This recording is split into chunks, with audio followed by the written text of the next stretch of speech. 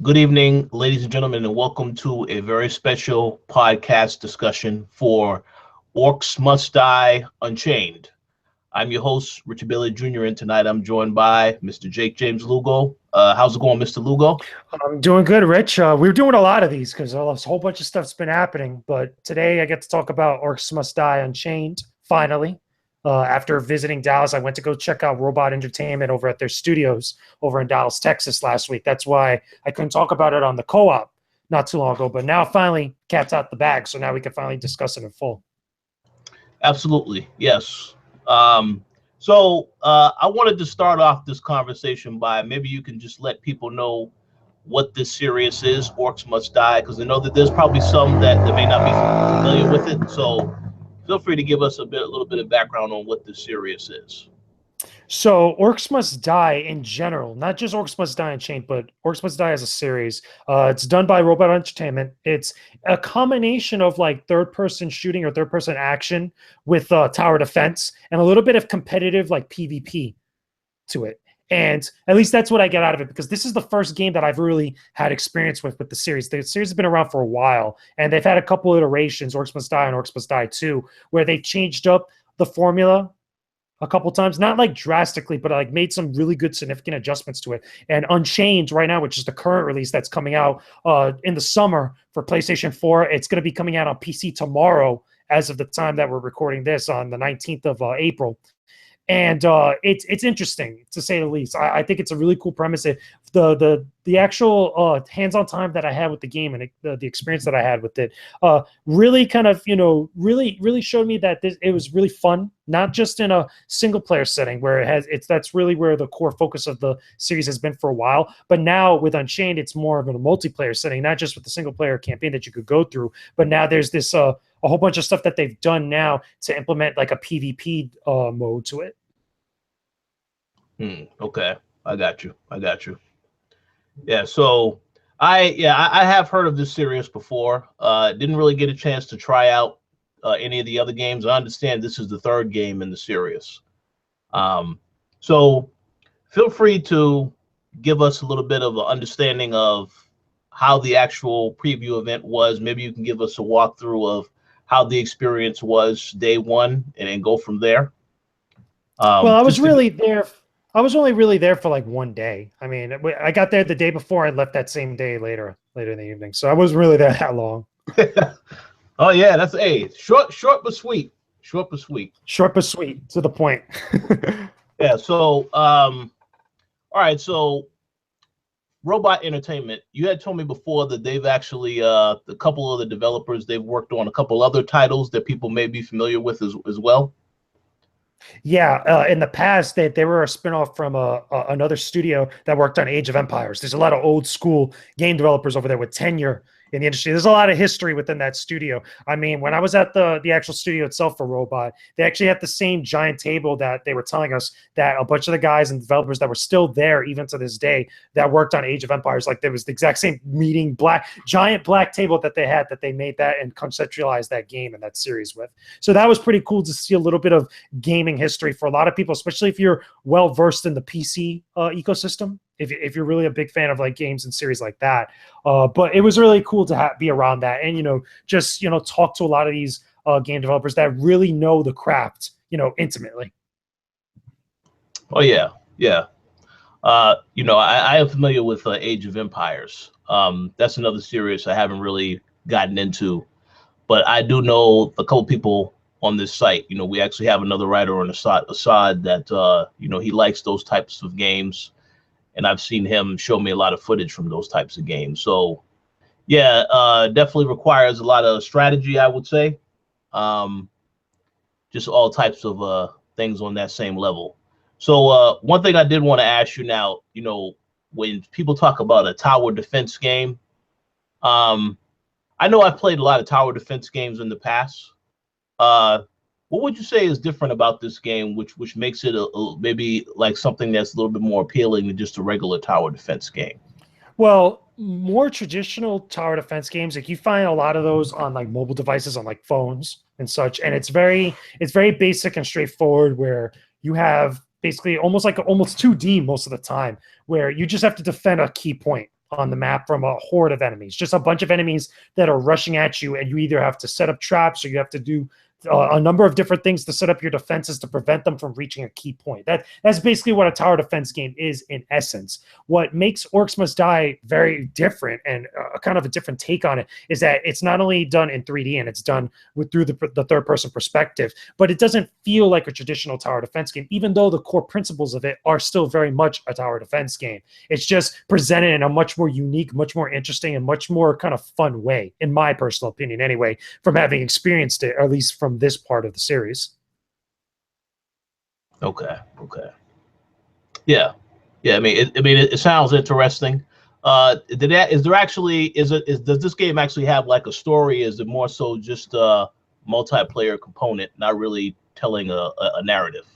No, it actually has a story and it has a lot of lore behind it, especially from the first 2 games in the series. We didn't really dive or, deep dive into that so much while I was out there in Dallas. We were more focused on the gameplay and a lot of the other stuff and the PvP stuff, which we'll get to later. But one of the things that they did talk about when we were speaking with some of the devs that were there and, the other PR people and stuff was that there's a lot of heart and a lot of thought and a lot of work that goes into creating the lore and creating the universe that Orcs Must Die really takes place in. They even have a board game, believe it or not, based on the series, which I thought was really interesting. We didn't really get to see it or play it, but they did talk about it in a couple different ways. And they showed us some of the other board games that the studio has kind of been involved with in the way that they've designed, like, these different pieces and like little figurines that are part of it, how they've set up like a bunch of different types of versions of like the orcs and the different characters, the different classes that they have, and a whole bunch of other details that, again, we'd be here all day if I really deep dived into them, or at least from the information that they talked to us about. But there is a sense of like world building that went into this game. It's not just vanilla. It's not just cookie cutter. It's not just thrown in there, or at least given like a basic bare bones story. There's a lot of other stuff that if you choose to really kind of explore it and be inquisitive about it, you're going to find something that you're going to be pleased with. But if you're not really too much caring about that, if you're that type of PC player or type of gamer that just is more concerned about gameplay and just doesn't have enough time to really get well versed in a story like that, there's going to be something there for you as well. You're not going to feel like you're missing out by not exploring it, though. I got you. So I know you mentioned the PvP stuff. Feel free to just you can tell us more about how that experience was. Basically give us some insight on when you said that they had you playing the game for a day. How was the setup? Was it just like you guys were in a room playing with the devs, or just tell us more about that experience? Well, before I get into the PvP stuff, you have to understand the single player stuff, because I think it's more important. It's a crucial component to understand why the PvP works so well. And again, I'll detail that and get more into that in just a bit.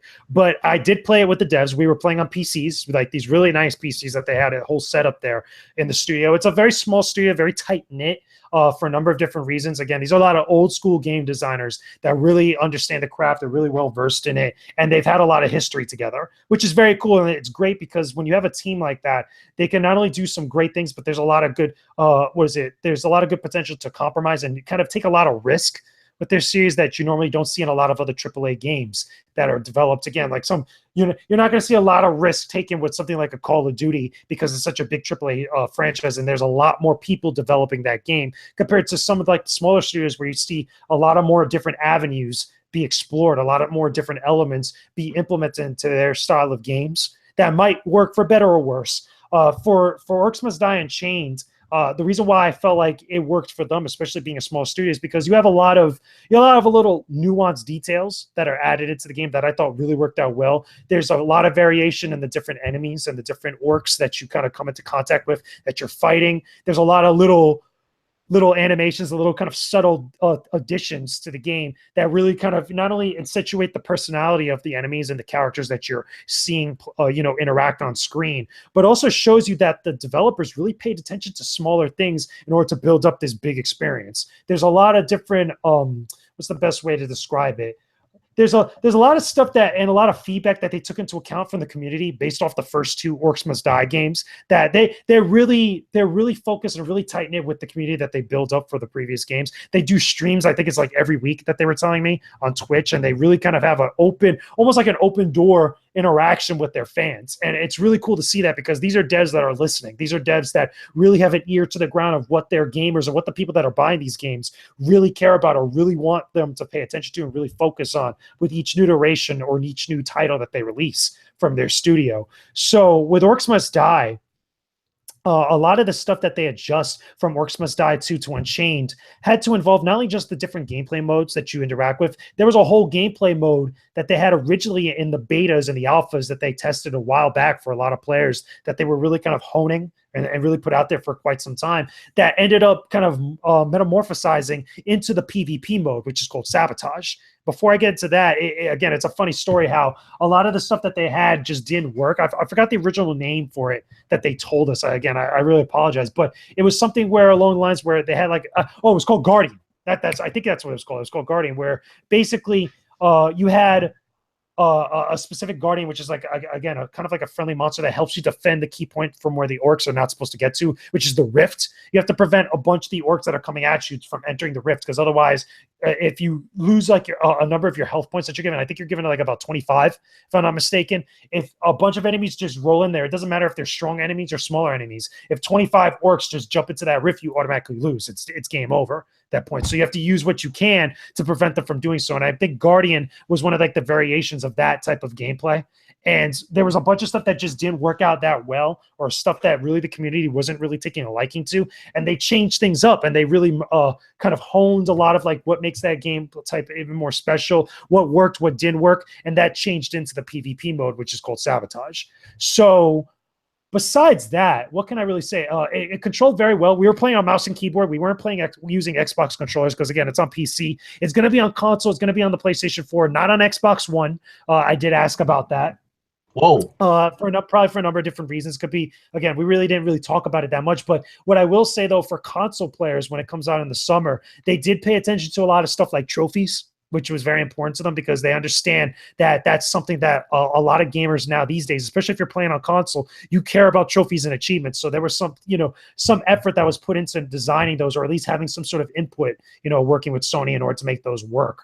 But I didn't really get a lot of experience playing on a controller. It was just solely mouse and keyboard, which I think worked out pretty well. Especially with the PvP stuff, but I still had a blast playing solo, which surprisingly enough, it felt like a PvP or competitive-esque type of game, but it still had enough for me. Like if I just never went into the competitive modes and I just wanted to play, just alone and just go through like a whole story campaign, which they had a number of levels that we played, or a number of maps, I should say, a bunch of different environments.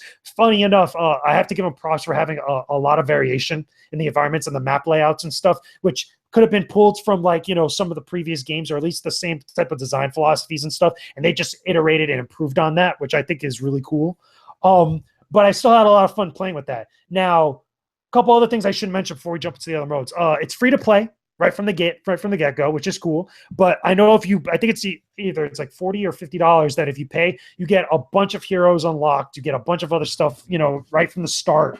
And you could just immediately jump into a lot of the modes, which is cool. They understand that a lot of people don't like the free-to-play model. Like, it's a very dirty word for a lot of people that are out there if you're a consumer, because there's a bunch of negative connotations that come with it, but they're handling it very well. Like, they not only are trying to give a lot to the people that dive into it in the free-to-play model, but they also understand that like the people that are also paying money for this are going to be rewarded, and they obviously do need to make money for the games that they make, but they're not handling it in a terrible way. They're not handling it in a way where it's disrespectful to the consumer. They're handling it in a way where it's like a blending of both worlds, and it's something where they really pay attention to a lot of the feedback that they're given. I think that is I think that's one of the most important and appreciated things. You mentioned that they do take the community feedback, and then they actually make the changes that need to be made. So yeah, I think that's awesome, because I think a lot of developers try to do this type of stuff, but it really shows their commitment to the community and making the game as good as possible. So I have a lot of respect for that. So that's good to hear. So you was going to talk about a few of the modes that you got a chance to check out. Definitely. So again, I mentioned the single player stuff, which is kind of like for us, it was like like a tutorial s type of stuff, and we played a couple maps, and just to get used to controls, get used to everything else that was going on. It was the more traditional mode of Orcs Must Die. It was very fun. Again, tower defense. You have to set up a bunch of traps and barriers and different things to prevent the orcs from actually entering your rift. Some of the traps were very creative. They had like simple stuff like spikes. They had simple stuff like tar pits to slow them down. And as the orcs are getting caught in your traps, you can use your own weapons and abilities to kill them as they're coming at you, because they're just constantly just trying to see if they can make it to the rift. When you get killed or you do a certain amount of damage, or when certain things happen on the map, sometimes the orcs can get a little bit more aggressive. Again, there's these little nuances that they have that changes up the flow and the momentum of what happens during a game, which I think is very, very cool. It's a lot of attention to detail, very subtle things that I think they should be commended on. And it comes into play later in the PvP stuff. But I thought those were pretty cool. The number of traps that they have is ridiculous. Like, as far as like the variation and the types of traps you could actually build, you have a set amount of funds, and every time that you kill an orc, you get a certain amount of funds back, a certain amount of money that you could spend on building traps and doing all these different things. On top of your abilities, you can power them up and do all these other different stuff in order to prevent your rift from getting destroyed or getting filled up with all the orcs.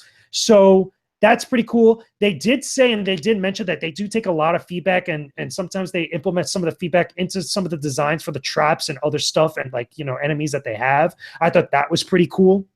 Again, it really goes hand in hand with the way that they kind of, respect and really listen to their community, which I think is really, really good.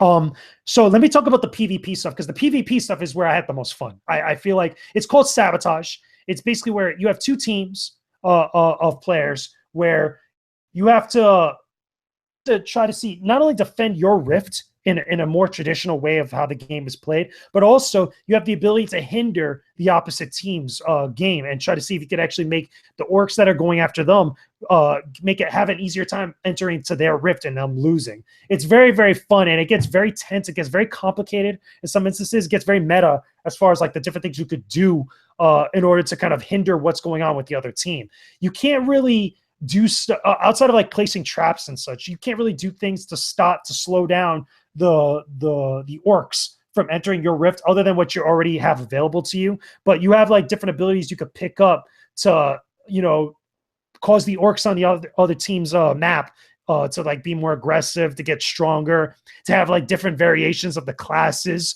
of enemies that are coming their way. So sometimes you could have like these little kind of like smaller orcs that like run really fast, but the problem is like there's a bunch of them that are coming at them at the same time. So it overwhelms the other team and prevents them from actually like stopping like so many enemies from entering their rift, and it starts to dwindle down their points. It gets very kind of, meta like that, and very nuanced, and it's very fun. It has the makings of like a PvP type of game, or like a not so much a MOBA, but like in the same type of competitiveness that you would find in like an Overwatch, or that you would find in like a Paragon, where there's little things that everybody has to kind of like find a role for what they could do depending on the hero that they play in order to help their team win. And based on the number of heroes that that you unlock, whether you pay for the game or you not, from the very get-go, each hero has like different abilities that kind of help the team, or not only slow down the orcs from entering your rift and prevent the orcs from entering your rift, but also supporting your teammates, whether it's healing, whether it's buffing up your teammates, whether it's doing all these different types of stuff. There's so many heroes that they have. I think it's like 15 or 16. I could be wrong on as far as like the number of heroes. I got to double check that, where there's a lot of variations of what you could do. Now, funny enough, because this came up in like some of the discussions that we had, there was some worry about, because of like there's so many heroes, like a lot of copy and paste stuff, and they really put an effort to make every hero feel unique and have pros and cons, so that way no two heroes play the exact same, and no two heroes, or no hero I should say, feels overpowered or underpowered. I got you. Yeah, man, it sounds like there's a lot to explore in this game. Like I said, I haven't really had a chance to play any of the other games in the series. So definitely, yeah, sounds like a lot. And again, what like I've already said, the fact that they listen to the community and they are constantly making improvements, that's a great thing. Definitely. Like I said, you could play the competitive mode. I think it's Sabotage. I think it's like 3-on-3 technically, but it's basically 3 players that are cooperative. amongst each other, it's offending your rift and stuff while, hindering the other team. So you could look at it as like a 3 versus 3 game mode. A couple other things we did talk about, which again are pretty obvious. There's no cross-platform play. It's just like PC players are going to be playing with PC players, PlayStation players are going to be playing with PlayStation players, and that's pretty obvious. It'd be interesting to see like what the community is going to be like on PlayStation 4 when the game finally comes out in the summer, because you know how PC players are, again, with games like Overwatch, first-person shooters or third-person shooters. It's a certain type of way that ecosystem works when they're being competitive, when you're playing on mouse and keyboard, and it's very different compared to playing on a controller. Oh yeah. I mean, yeah, mouse and keyboard that's a great way to play most games on PC, but I do know that with the little bit of games I played on PC so far, I do prefer the Xbox controller. But with that said, it's all about what works for certain people. So now, funny enough, you mentioned that, because you will be able to use a controller on PC, like an Xbox controller. They have the ability, to remap all the buttons, all the keys and stuff, which is great, which is awesome. They even talked about a couple different things. They talked about, being considerate of people who are colorblind. They really put a lot of emphasis on that from a while back. That they went into a whole discussion about it while I was there, where they were saying like that they have a couple developers that are working with them, or a couple people on staff that are colorblind. So that's something that's like really important to them, where they put a little bit more oomph into designing stuff, for players that again are a little bit handicapped like that.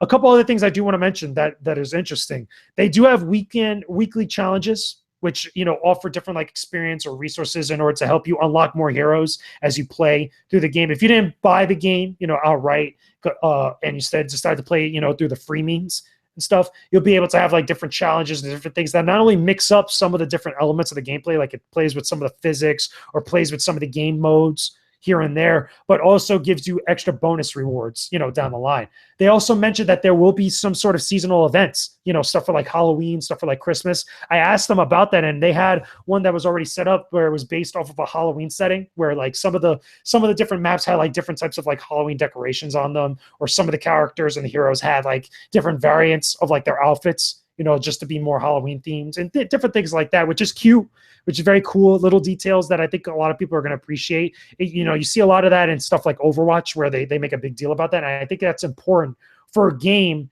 that's building up a big community that's not only competitive, but also has a big following with it. Keeps people coming back for more, and it really increases the amount of replayability for it.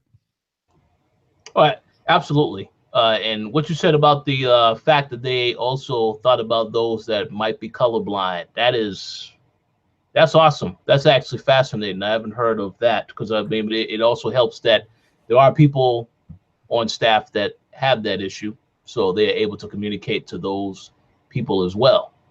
So that's a growing thing that you're starting to see amongst different developers, and you're starting to see it with a lot of the smaller teams that develop games, whether they're not, maybe it might not be like AAA developers or have big AAA games that are like super popular, but like that's a growing trend, and I think that's a great thing. That's an awesome thing, because that just adds more options for players, whether you're disabled or not. It just has a bunch of stuff that they really pay attention to, trying to be considerate for the people that are buying their games, which is awesome. Absolutely. Yeah, no, absolutely, without question.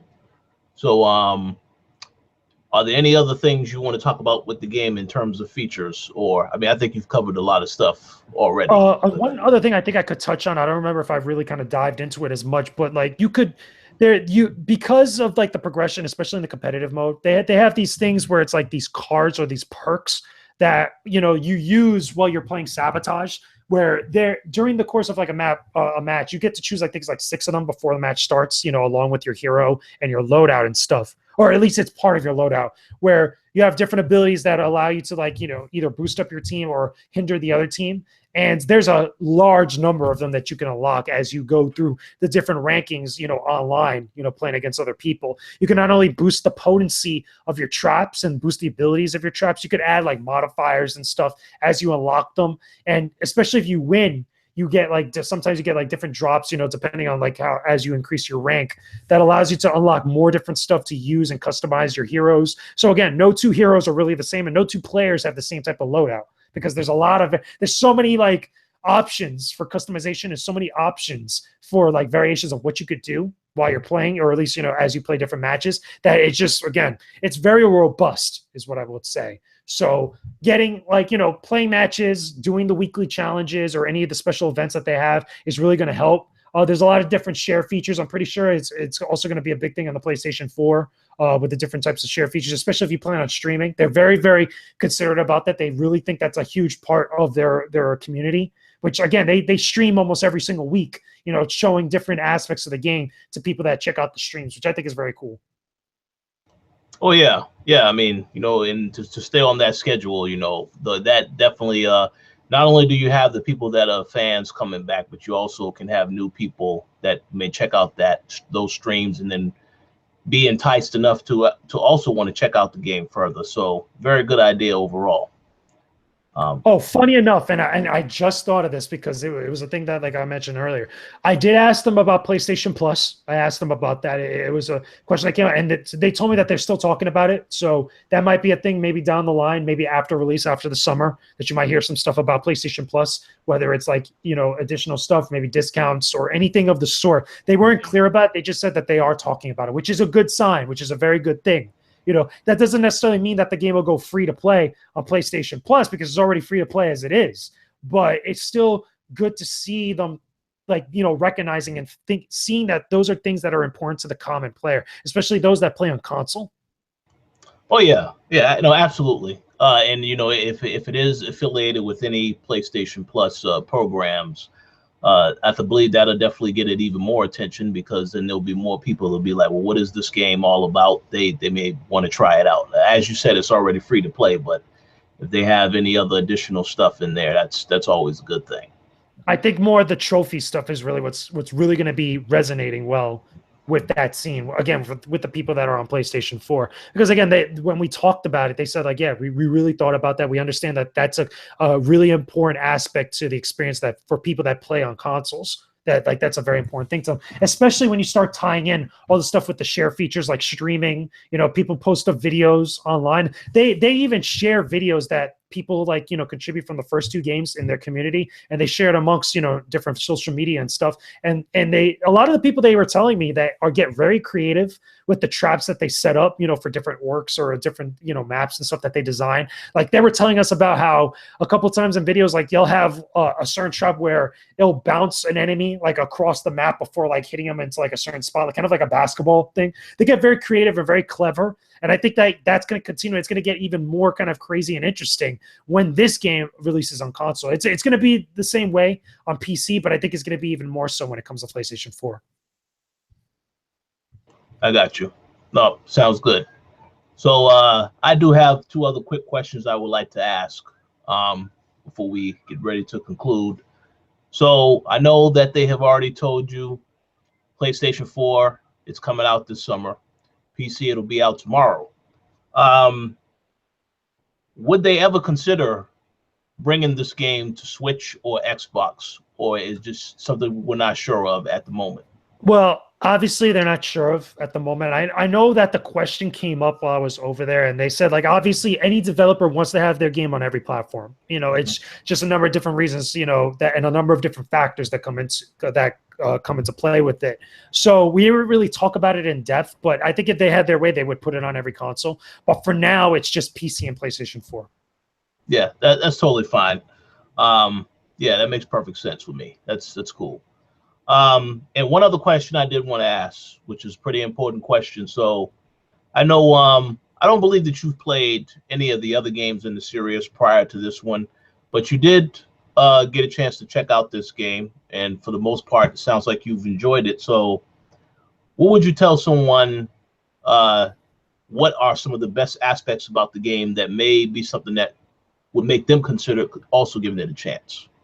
It's very newbie friendly. There's a lot of tutorial stuff that's very helpful. Again, the tutorial that I played, which is the first few stages of the the single player campaign, is just very helpful. It details everything that you need to know, and on a lot, and even has it where it gives you the basics. So if you just want to quickly just get through that and just jump online, you could still do that. But then there's even more stuff that's there for you to use that details a lot of the other mechanics and other aspects of the game. Again, laying down the traps, the different abilities that each hero has, the Unchained mode, which is kind of like a super powered, kind of like buff for your character. So as you start killing different orcs, you start building up this meter, and it just gives you a huge boost in your abilities. And that comes into play also in the Sabotage mode, which is, there's a whole meta game to dealing with that. Again, it gets very complicated at some point, but it's very, it never once becomes overwhelming. That's one thing I will say, is that even for someone that's never played the series before, and again, the first time I played this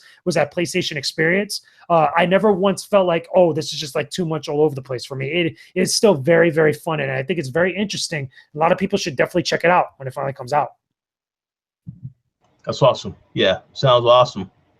Pretty much, I definitely will check it out. Pretty sure a lot of people will check it out. You know, they just to know that the game is going to be somewhat free to play. Yeah, it's coming out tomorrow on PC, so people could play it for free. I mean, if you have a PC that or on Steam or on Steam and that has what is it, that you have a good PC to play this game like that, try it out. Yeah, absolutely. And again, for those that have a PlayStation 4, it'll be out later this summer. I guess we'll have more concrete details on that release date whenever it's revealed. A lot of that, the reason why it's not day and date with the PC and stuff is because obviously it takes longer for games to get certified on PlayStation 4, on the PlayStation ecosystem. It's the same way with the Xbox One. I'm pretty sure if the game was on Xbox One, it'd be the exact same thing. Like that. So yeah, people you just got to understand that that's why it's not day and date. So I mean, if you're curious about it, you still have plenty of time before it comes out. Again, look at some of the videos online. If you have a PC, I encourage you to check it out. Again, it's free to play. Oh yeah. And you know, and just to jump back to what you said about the PlayStation 4 release, I personally think the summer is a perfect time because, believe me, there's way too many games out now that people are playing on PlayStation 4. Whereas the summertime, it's known for it's going to be a little bit quieter in July anyway. You know, August is a different story, but definitely sounds like something people should check out, and even I'll check it out as well. So any final thoughts to say about this game before we wrap up? All I could say is that I enjoyed what I played when I was in Dallas. I thought it was interesting. I thought it was good.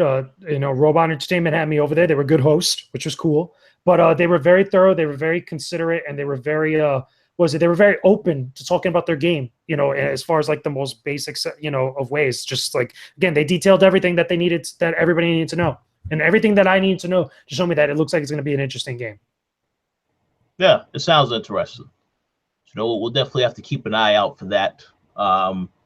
Definitely. So we will, for those that want to hear more about this game, we are going to be having a review for this game at some point as well. So stay tuned for that. But that pretty much concludes our quick discussion on Orcs Must Die Unchained. Again, coming out for PC tomorrow and PlayStation 4 this summer. So any final shout outs you would like to give, Mr. Lugo?